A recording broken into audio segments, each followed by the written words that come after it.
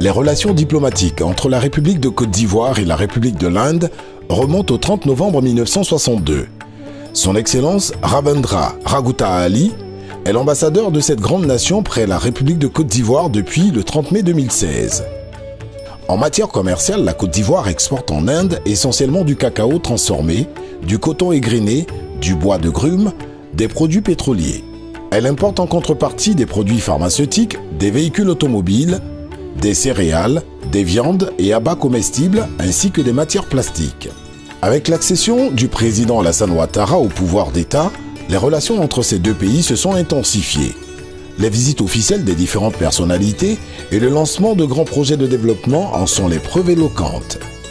Sur le premier point, on peut noter, côté indien, la visite de son Excellence Madame Prenit Kaur, vice-ministre indien des Relations extérieures, en janvier 2014, suivie de celle de son Excellence Pranab Mukherjee, président de la République de l'Inde, lui-même, du 14 au 15 juin 2016. Côté ivoirien, le Premier ministre Daniel Kablan-Duncan a participé au Forum économique mondial tenu en Inde du 4 au 6 novembre 2014. Du 26 au 29 octobre 2015, M. Jean-Claude Brou, alors ministre de l'Industrie et des Mines, était au 3e sommet du Forum Inde-Afrique à la tête d'une importante délégation. L'ex-ministre des Affaires étrangères, Abdallah Albert Touakeuse Mabry, était pour sa part à la première session de la Grande Commission mixte de coopération ivoiro-indienne du 20 au 21 octobre 2016. Son Excellence, M. Daniel Kablan-Duncan, cette fois en sa qualité de vice-président de la République de Côte d'Ivoire, a participé du 22 au 26 mai 2017 aux assemblées annuelles de la BAD à Amdadad. De ce réchauffement diplomatique ont résulté d'importants accords de coopération ainsi que de grands projets de développement. Parmi les accords les plus récents, on peut citer l'accord du siège portant ouverture du bureau d'Exim Bank à Abidjan, signé le 14 juin 2016, le mémorandum d'entente entre la Sotra et Tata, signé le 14 juin 2016, le mémorandum d'entente entre le CPC et la CII, signé le 15 juin 2016, l'accord cadre portant Alliance solaire internationale, AESI, signé en marge des assemblées annuelles de la BAD du 22 au 26 mai 2017 à Amdadad. Pour ce qui concerne les projets en cours d'exécution, on peut retenir le projet Zone franche de Grand Bassam Vitib, le projet pêche de Grand Bassam, le projet de réhabilitation d'hôpitaux militaires à Abidjan, Boaké, Daloa et Korogo, le projet de fourniture de 500 bus à la Sotra. Dans l'interview qui suit, son Excellence M. Ravindra Raghuta Ali donne un bref aperçu des activités engagées par son pays durant son séjour en Côte d'Ivoire et livre ses sentiments sur les Ivoiriens. L'Inde et la Côte d'Ivoire ont toujours eu des relations amicales et cordiales depuis l'ouverture de l'ambassade de l'Inde à Abidjan en 1978.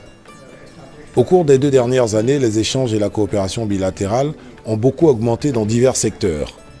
Dans le domaine économique, les échanges commerciaux entre nos deux pays sont aux abords de 1 milliard de dollars grâce notamment à l'augmentation des exportations de l'Inde vers la Côte d'Ivoire, ce qui n'est pas négligeable. Je suis optimiste pour les années à venir et je crois que nos échanges commerciaux atteindront 2 milliards de dollars grâce au leadership de nos deux pays. Dans le domaine de l'agriculture, l'Inde participe modestement au développement de la Côte d'Ivoire par l'octroi d'un crédit de 30 millions de dollars afin de construire 30 unités de transformation de riz paddy. Au moment où je vous parle, nous avons presque terminé la construction de 15 unités et espérons finir à la fin 2018. Nous avons aussi des sociétés indiennes évoluant dans la transformation de la noix de cajou. Dans le domaine de l'éducation, de plus en plus d'étudiants ivoiriens partent en Inde pour se former. Dans le domaine du renforcement des capacités, le gouvernement de l'Inde offre environ 130 bourses aux fonctionnaires de l'État ivoirien et aux entrepreneurs. Ce programme est beaucoup apprécié. Dans le domaine de la santé, nous avons eu beaucoup de délégations dans ce secteur, notamment la dernière étant en février 2018. Plusieurs laboratoires indiens ont des bureaux de représentation à Abidjan. Le gouvernement de l'Inde a aussi octroyé 70 millions de dollars pour la construction et la mise à niveau d'hôpitaux militaires en Côte d'Ivoire. Cela résume quelque peu la coopération ivoiro-indienne de ces 2 dernières années. Au cours de ces 2 dernières années, nous avons accueilli plusieurs délégations. La visite du président de l'Inde en juillet 2016 a ouvert le bal et a permis l'organisation du forum d'affaires pour les entreprises indiennes qui l'accompagnaient. Il y a eu aussi des délégations partant de la Côte d'Ivoire vers l'Inde. Ensuite, nous avons accueilli d'autres délégations qui ont échangé avec leurs homologues ivoiriens afin de former des partenariats. Cela se voit à travers l'augmentation et la diversité de nos échanges commerciaux. Il y a plusieurs compagnies indiennes présentes en Côte d'Ivoire. Je pourrais citer la société Tata Motors qui travaille avec la Sotra. Vous avez pu remarquer la présence des autobus Tata qui est le fruit de cette collaboration depuis plus d'1 an. Il y a aussi la société Chaporji Palonji qui est une société remarquable dans le domaine de la construction qui est assez active. Nous avons aussi pas mal de bureaux de représentation de laboratoires pharmaceutiques indiens et quelques sociétés dans la transformation de produits agricoles. Malheureusement, nous n'avons pas encore de société dans le domaine des technologies de l'information et de la communication, mais nous y travaillons afin de combler cela. Cela permettra le partage de l'expérience et de l'expertise indienne. Au cours des 2 dernières années, l'ambassade de l'Inde a entrepris plusieurs initiatives. En fait, j'ai été quelque peu chanceux car j'ai entamé mon mandat ici avec la visite du président de l'Inde. J'ai donc reçu des directives claires et le support de ma hiérarchie et du gouvernement de l'Inde. Ces 2 dernières années, comme je l'ai mentionné, nos échanges commerciaux ont augmenté. Notre implication dans des projets a aussi augmenté. Le nombre de personnes allant vers l'Inde d'ici a aussi augmenté. Nous avons augmenté le Festival of India qui a vu la venue de 5 troupes indiennes pour les prestations artistiques en Côte d'Ivoire. Au soir de mon mandat, je peux dire avec assurance que j'ai travaillé dans la mesure du possible dans ce sens. Je profite de l'occasion pour remercier le ministère des Affaires étrangères et particulièrement son Excellence, Monsieur le Président.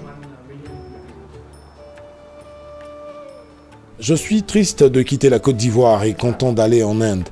La Côte d'Ivoire a été ma maison pendant ces 2 années. Ma femme et mon fils avons vécu des moments mémorables et nous gardons en mémoire les amitiés que nous avons tissées. Franchement, je ne souhaite pas partir. Cependant, étant diplomate, les départs et déménagements font partie de notre profession. La chaleur, l'affection et l'amitié qui nous ont été donnés de voir de la part des Ivoiriens est quelque chose que nous garderons en mémoire. Quel que soit l'endroit où j'irai, en Inde ou ailleurs, je véhiculerai cette qualité que nous avons appréciée et dont nous avons bénéficié. Je serai l'ambassadeur de la Côte d'Ivoire afin de propager ses valeurs. Je n'oublierai pas la Côte d'Ivoire et elle aura toujours une place spéciale dans mon cœur. Merci. Excellence Ravindra Raghuta Ali, la Côte d'Ivoire vous est reconnaissante pour votre séjour bref, mais riche en activités. Tout en vous disant au revoir, elle voudrait vous compter parmi ses ambassadeurs auprès des autorités de votre grand pays.